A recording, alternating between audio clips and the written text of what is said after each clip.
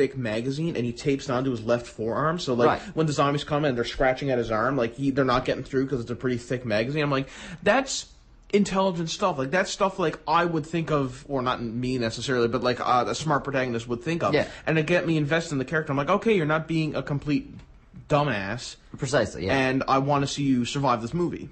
Right on. Yeah. Well, we're going to take a quick break, and when we get back, we're going to start talking about Pixar today, right? Yeah, that's our topic today, Pixar, which was, in my opinion, one of the best film-making companies out there. I'm not inclined to disagree with that, as it turns out. All right, stay tuned for these messages. Yeah.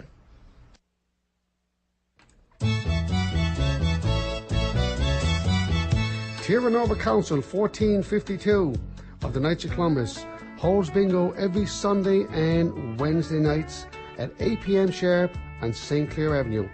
Help support the Knights of Columbus, who help support our community.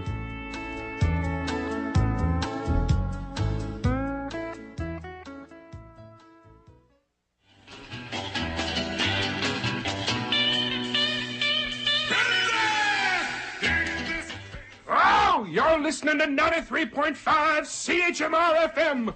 Mon radio, in stereo, baby! I'm in the frenzy.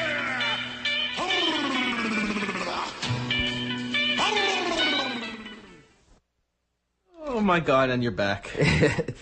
We are back on the Aperture here, 93.5 CHMR FM. It's a weekly, hour-long discussion of all topics of geek culture, and I'm one of your hosts, Rory DC. And I'm Adam the Porch Knight, and we're gonna, before we begin, we talked about League of Legends before. Yes. It's a multiplayer online battle arena. Multiplayer online battle arena. Yeah. Okay, yeah. It's basically you have a character, and to me it's kind of like, it's very much a multiplayer game. Like, if you love, like, playing online against people, it's that kind of a game, and I'm more of a single-player guy, so that really has no interest for me. But for me, also, I mean, I wish I knew how to play it, because it's on so much, on, like, MLG stuff. Yeah. And it's like, and I can't tell right now when I turn it on, like, who's doing well.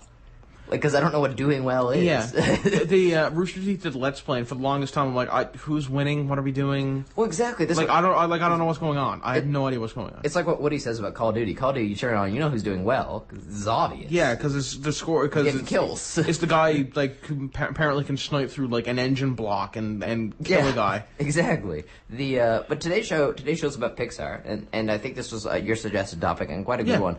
I love Pixar. Pixar. I'm not gonna lie. I'm not gonna lie. Pixar is one of my favorite film companies because, in my opinion, well, let's put it this way: they've only done one bad movie, and that's amazing. Like, I can't think of another film company who's only done like one bad movie, except for maybe like. Oh, you mean Cars 2? Yeah, we'll get to Cars 2. But every other, like, even like my least favorite Pixar movies, which are Cars, Bugs Life, besides Cars 2. Mm-hmm. Even then, I was just like, they're just average. Compared to every other Pixar movie, they were like just like, They weren't anything special. But if they come, like, if DreamWorks had made them, they would have been okay DreamWorks movies. But because they're made by Pixar, I thought they were kind of sub-average. Right. Yeah, I see. Yeah, that makes sense. I mean, I think that they're definitely stronger than DreamWorks. Overall, to my mind, they're at least with DreamWorks makes so many movies, it's hard to tell. Yeah, but DreamWorks is more hit or miss, I find, because you get good movies like Prince of Egypt or like Kung Fu Panda 2 or like Shrek 2 or things like that, and then you'll get movies like Turbo, which is their. Have you heard about Turbo? I don't think so. Turbo's their new movie coming out. It's about a snail that drinks liquid nitrogen, make cars go fast stuff. Right, and he gets super speed, and so he competes in NASCAR. I am not kidding. This is the plot of that movie. Competes in NASCAR. Yeah. Or is it the Daytona 500 Rally? Yeah, that's a NASCAR race. Yeah, that's what he competes in. And they're like, there's no rules to say a snail can't compete. I'm like, no, except the laws of nature. Yeah, exactly. I mean, he can't compete. Anyway, apparently he can go. There are rules against using NOS. He goes I'm not kidding. He goes like 500 kilometers an hour. Anyway, it looks terrible. Don't go see it. Like, honestly, don't go see it. It sounds awful. I hate judging a book by its cover, but. So I would never judge the movie just by, like, a poster, even though the poster looks really bad. But the trailer, it just doesn't look like a good movie.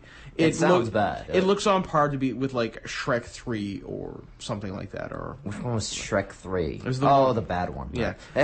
Or, like, Shark Tales, which was a really bad Will Smith movie. But we're not going to talk about DreamWorks, although they're going to come up very periodically, because we're going to talk about Pixar. Yes. I want to start talking about Pixar because Pixar did something extremely revolutionary when they came out, and they were the first. They did the first fully CG movie.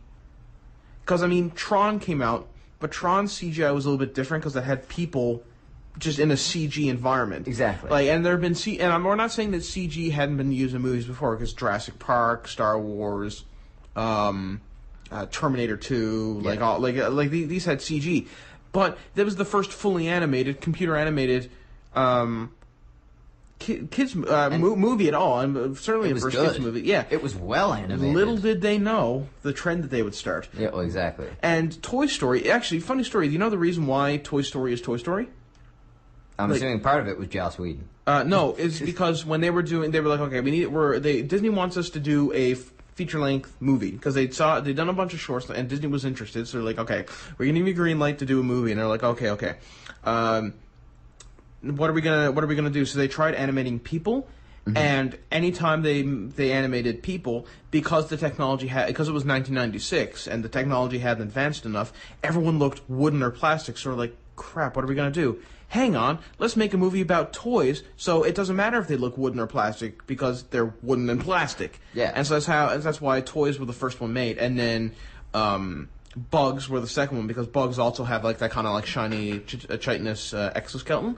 Yeah, they do. So they were easy to do. And then by the time Toy Story 2 came around, when people were actually involved, people look normal. That's why Sid, who's the only real human presence in the movie, looks like a monster, essentially. Like, Sid doesn't... Exactly, like, at the time, he was amazing. Right now, you look back, it's like, oh my god. And it was quite convincing at the time. Yeah. He was a very scary-looking dude. Yeah. But yeah, no, that movie was awesome. Yeah. It was... I'd say I put Toy Story and Finding Nemo as the baseline Pixar experience, because they're certainly not the best Pixar movies ever done, and they're not the worst, but it's kind of like... That's kind of like what you can expect. That's kind of like the standard for quality when you go into a Pixar movie. So I compare every Pixar movie since then to like Toy Story 1 or Finding Nemo, and it's either better, the same, or worse. And there's only two or three that are worse. What was your attitude? How receptive were you to Toy Story 2? Because that came out quite a deal later. Right? Yeah. After it had sort of, everybody who had seen that, certainly in our generation, was pretty nostalgic about that movie. Yeah, I like Toy Story 2. Yeah.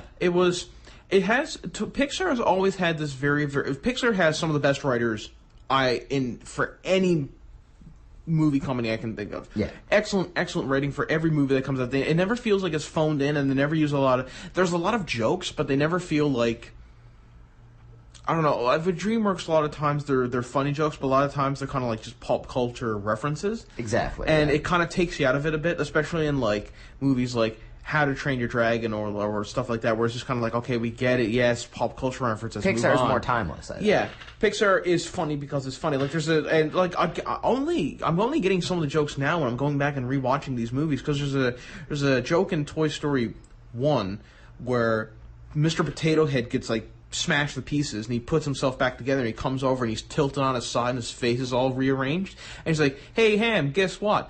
I'm Picasso." And he's like, I don't get it, Spud. And he's like, you uncultured swine. I'm like, and at the time, I'm like, I have no idea what's going on. Yeah. And I'm like, oh, it's Picasso. Oh my god, this is the greatest joke ever. I'm like, oh man, this is so funny. And it's funny how I can go back and watch these movies and just laugh again because I'm just getting all the jokes. No, exactly, yeah, and that is a very good line, as it would turn out. But so they're funny, but they're also heartfelt. Like Finding Nemo, Monsters Inc., Toy Story 2 especially had a lot of heartfelt moments. Like, do you remember the bit in Toy Story 2 where Jessie talks about her life and how she used to be like this girl's favorite toy, and then the girl just kind of like abandoned her when she got old enough? Very vaguely, yeah. It was such a long time ago, right? And it was, I remember that movie and that scene. I remember that was like, at the movie theater, I'm like, all the feels. And Finding Nemo was super heartfelt. Yeah. And it was awesome. Love Finding Nemo. Oh, it is a great movie. Well, can I ask you just real quick? You say, have you found Pixar to be, they've obviously gone up and down. Yeah. Have you found that have gotten more or less heartfelt as the years went on? See, that's the thing. Toy Story was heartfelt, then Bug's Life was then Toy Story 2, Monsters Inc., and Finding Nemo were all very heartfelt. Then Incredibles came out. I really liked Incredibles, don't get me wrong. I thought it was an awesome movie. However, not as heartfelt as, say, Finding Nemo. Yeah. It was more of an action